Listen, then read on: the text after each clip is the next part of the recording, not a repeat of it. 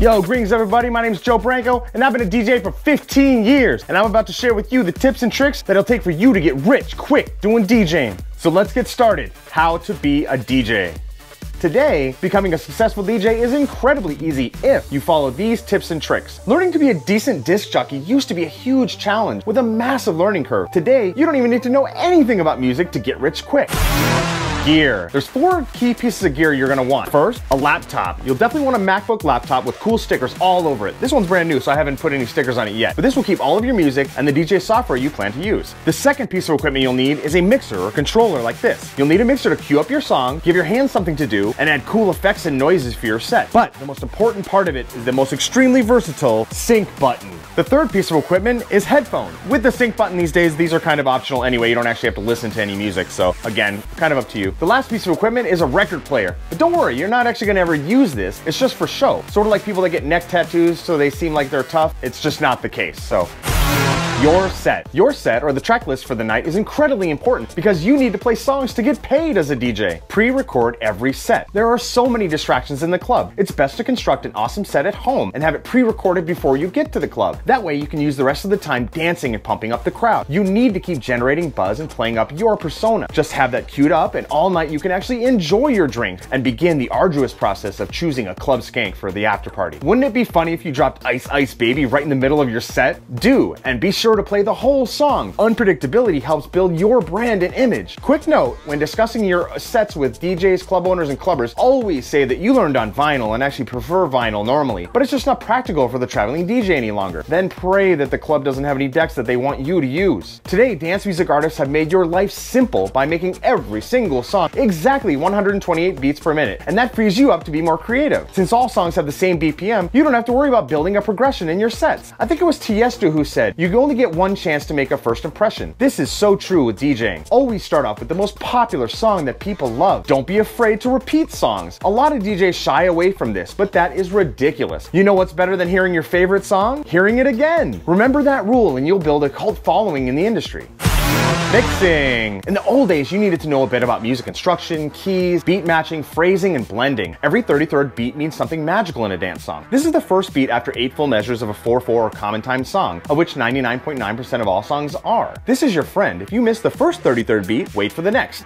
Sorry, forget about all of that. You don't need to know any of that stuff anymore. Who cares about music? You just find the sync button on your controller, and your laptop will do the rest. Remember, sync is your new god. Nobody wants to have to pay attention to the pitch control all night. You don't want to get a neck cramp or spill your drink. Another trick to appear competent is to adjust the equalizers on channels that you're not actually using on your mixer. You can spend the whole song tweaking those dials without changing the output at all. Never actually adjust the bass, mid, or treble knob. Why use the equalizers when the artist that made the song already did that when they made it? Think. Many DJs make this mistake, obviously forgetting that these songs have already been perfected in a studio. Before you transition your set to the next DJ, play the most popular song out right now as your final song. That way, you will be an impossible act to follow. Since it's the most popular song, you should have already played it 3 times already in your set earlier anyway.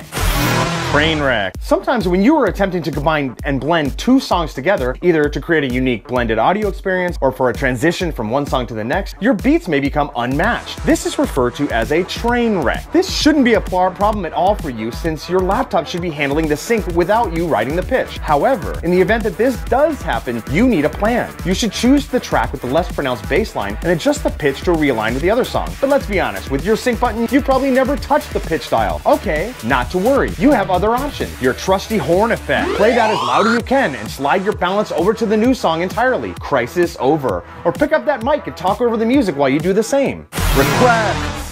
I think the great Steve Jobs once said, people don't know what they want until they tell you. The same is true for DJing. The clubbers that are listening to your set can read the crowd because they're in the crowd, and their input is incredibly valuable. If they suggest a song, while it may seem like a possible bad decision, it's best to trust them and play those requests. Play to your audience. If they are literally telling you what to play, it's always a good idea to act on their suggestion. You can't go wrong. Getting paid. Many times after an amazing set, stingy club owners will say things like, you just played the same 4 songs over and over again, or you just played a mix you recorded at home, or you never even paid us for the drinks last night. They will do whatever they can to weasel out of paying you what's due. No free lunch. A lot of new performers in the industry try to start out and offer DJing for free to get their foot in the door. This is dumb. Instead, you should ask for too much. Be sure to explain how you were getting paid way more in Slovakia to perform way back in your vinyl days. Then ask them what kind of budget they have to work with, because if you're interested in working for the club exclusively, you'll be willing to negotiate. See, you're already making money.